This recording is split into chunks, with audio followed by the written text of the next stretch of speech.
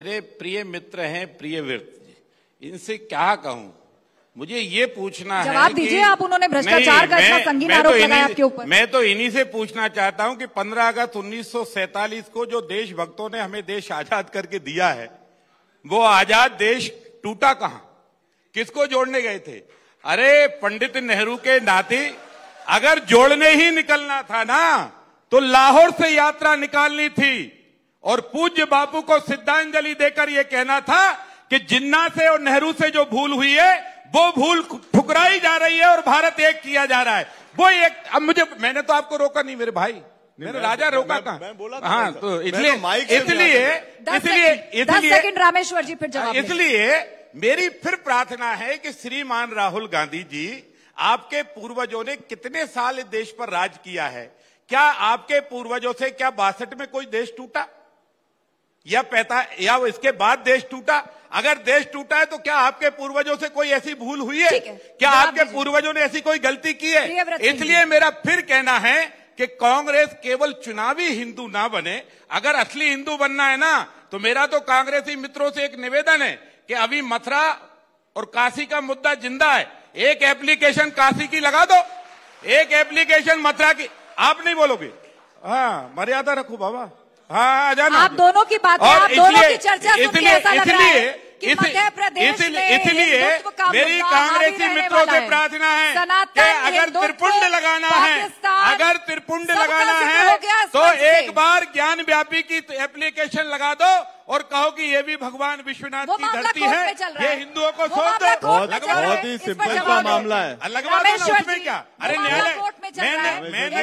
मैं निर्णय नहीं दे रहा मेरी बहन, निर्णय तो न्यायपालिका ही देगी, पर न्यायालय में उपस्थित हो ना, वो हमारी सब्र रखना चाहिए और दूसरे को बोलने का मौका भी देना चाहिए। मैं फिर से आपको समय दे दूंगी रामेश्वर जी, एक बार जवाब सुनिए। भाई साहब, ये लोग राजा लोग अगर 1900 ये लोग राजा लोग हैं, इनकी जमीन अगर 2-4 फीट पहले रामेश्वर जी एक बार जवाब सुनने एप्लीकेशन लेके वापिस ले लिए। जवाब तुम अपनी जमीन वापिस ले सकते हो तो विश्वनाथ की जमीन भी वापिस लेके उसमें भी मंदिर बना, उसमें भी बना, उसमें क्या पड़ेगा?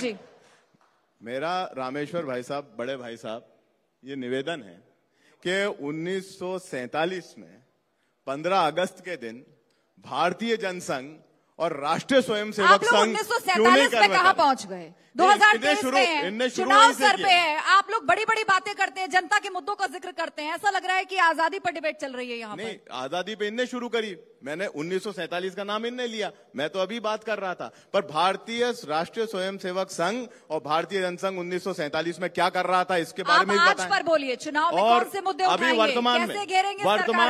वर्तमान में एंटी इनकम्बेंसी है कि नहीं है, इस पर बोलिए। Anti incumbency Bharatiya Janata party के खिलाफ है। महाकाल लोक में भ्रष्टाचार हुआ, जवाब नहीं दे पा रहे हैं। राम वन पथ गमन का काम इनने क्यों रोका, उस पर जवाब नहीं दे पा रहे हैं। अगर हिंदू बनना है तो हिंदू जो श्राइन है, जो हिंदू धर्म आस्था के केंद्र हैं, वहां तो भ्रष्टाचार रुकवाती भारतीय जनता पार्टी 18 साल में, उसमें काहे को नाकाम किया? हम तो प्रदेश की बात करते हैं। आपने क्या कदम उठाए? आपने राम पथ वन गमन के काम को क्यों रोका?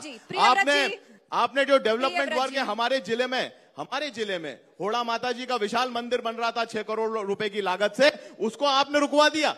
वो काहे को रुकवाया? आप आते ना रामेश्वर भाई साहब, वहां खड़े होते और करवाते काम, अगर हिंदू बनने का शौक है। बनवा देंगे सब मंदिर। ठीक है रामेश्वर जी, अब मेरा एक सवाल, आप दोनों ने एक दूसरे पर आरोप प्रत्यारोप लगाया और ऐसा लग रहा है कि मध्य प्रदेश चुनाव में सनातन और हिंदुत्व जो है वो बहुत प्रमुखता से निकल करके सामने आने वाला है। इसी के इर्द गिर्द मुझे लग रहा है चुनावी बिसात आप भी बिछा रहे हैं और आप भी बिछा रहे हैं। लेकिन अब रामेश्वर जी मेरा सवाल सुनेंगे आप, आपके बयान सुर्खियों में रखें। जवाब तो देना पड़ेगा ना, मैं आऊंगी आपके पास, लेकिन इसी से जुड़ा मेरा सवाल है, मुझे बताना पड़ेगा कि 1947 में राष्ट्रीय आप उनका भी जवाब दीजिएगा और मेरे सवाल का भी जवाब दीजिएगा। मुझे बताना पड़ेगा। बिल्कुल आप बताएंगे, लेकिन मेरा सवाल सुन लीजिए सर। रामेश्वर जी, चाइना से जब रामेश्वर जी चाइना मत जाइए, मेरा अनुरोध है, राइजिंग मध्य प्रदेश के इस मंच से मध्य प्रदेश की बात। पंडित नेहरू जी से पूछो, इंदिरा गांधी जी का और राजीव गांधी जी का बलिदान इस बात का सबूत है कि उनने राष्ट्र की एकता और अखंडता के लिए अपने प्राण तक की आहुति दे दी, पर भारत के टुकड़े नहीं होने दिए, ये स्पष्ट है।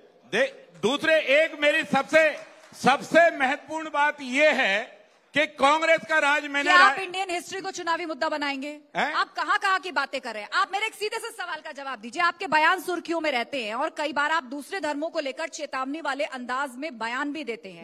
अगर कोई कहीं गलत है तो कानून अपना काम करेगा, कानून निपट लेगा। नहीं, कानून निपट लेगा, लेकिन हिंदुस्तान में बच्चे जो पैदा हो रहे हैं ना, उनके माँ बाप की ड्यूटी है कि उन्हें बताना है कि ये देश हिंदुस्तान है।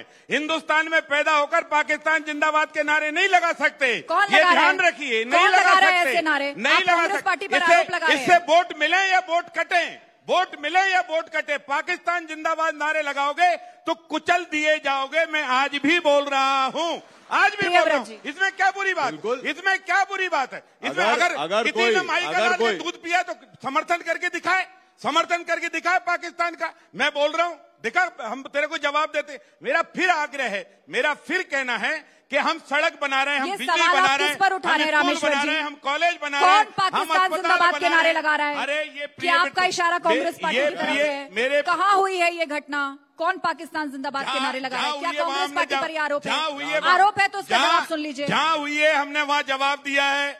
उज्जैन में हुई, हमने उसकी व्यवस्था की। महाकाल की सवारी पर एक मुस्लिम नौजवान ने थूका, हमने उसका इलाज किया, सुबह मकान तोड़ दिया। नहीं थूका जाएगा महाकाल की